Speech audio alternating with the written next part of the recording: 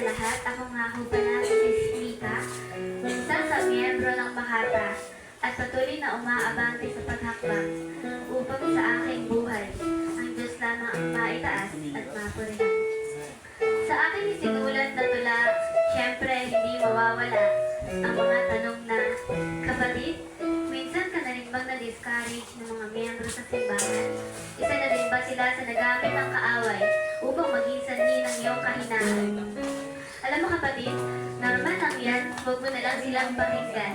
Makinig ka na lang doon sa mga taong nagsasabi sa iyo na kapatid, tuloy ka lang.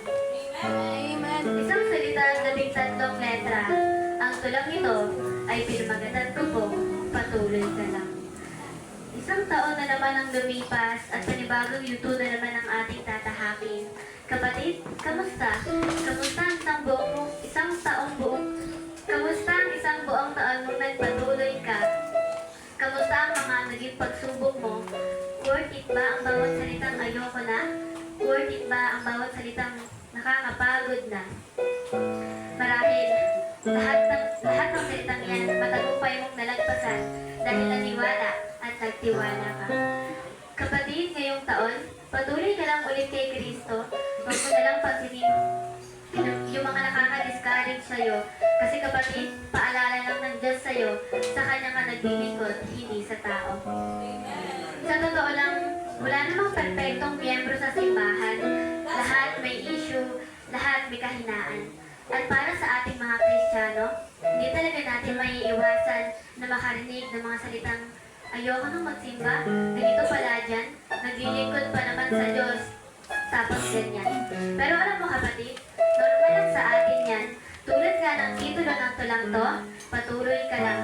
Dahil ang simbahan ay hindi isang museo para sa mga perpektong tao. Bagkus ang simbahan ay isang ospital para sa mga iba't ibang uri ng sakit o kahinaan ng mga Kristiyano na ang tanging Diyos lang ang makakapaglunas nito. Amen. In Corinthians 5:7, for we walk by faith, not by sight. Magsilaban tayo sa pananampalataya at hindi sa paningin. Kapatid, tuloy ka lang, marami mang pagsubok ang iyong pagdaanan. Tulad ng iyong nakagisnan, kumapit at magtiwala ka lang.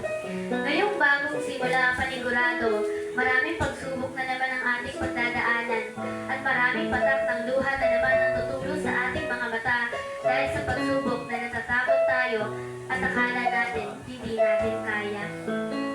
Pero kapag nandun na tayo sa sitwasyon na yon, palagi pinapaalala sa atin ng Panginoon in Isaiah 41:10, Fear thou not, for I am with thee. Be not dismayed, for I am thy God. I will strengthen thee. I will uphold thee with the right hand of righteousness. Palagi natin katabi at kasama ang Panginoon sa lahat ng hamon ng buhay. Hindi niya tayo pababayaan. Palagi naman dyan upang tayo'y alalayan. Mga kapatid, minsan hindi talaga natin maiiwasan makaramdam ng panghihina at pagod. Ngayong bagong simula, sadyang inaalaw lang ng Diyos na maramdaman natin ang pagkapagod at panghihina upang mas maging matibay pa tayo sa pananampalataya. Ang tulang to ay hindi mahaba, nais lamang sa atin sabihin ng Panginoon na palagi nating tandaan na sa bawat pagsubok na ating pinagdadaanan ay palagi tayong may Diyos na matatakbuhan. Kaya kapatid, ano man ang mangyari, malugmok ka man sa problema at mapagod ka man at manghina, palagi lang alalahanin ang titulo ng isang katula ni Sister Mika na isang salita at 3 letra, patuloy ka lang. Isang malaking pribilehiyo na makatayong muli ako sa pulpito at ipamalas ang binigay niyang talento. Siya lamang ang aking ipapaksa hanggang sa kahuli-hulihan kong tula, pangalan niya lamang ang aking itatakda.